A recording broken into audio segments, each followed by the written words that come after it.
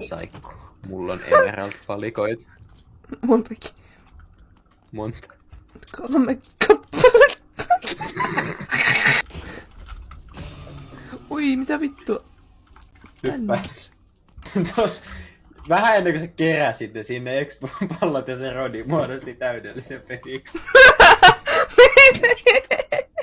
Eikö me synnyttiin Suomessa? Mietin, me ollaan syntynyt ihan missä vaan muualla. Ihan mitä vaan, mutta sitten me synnytään tällaiseen paskaan, mitä kukaan ei ymmärrä.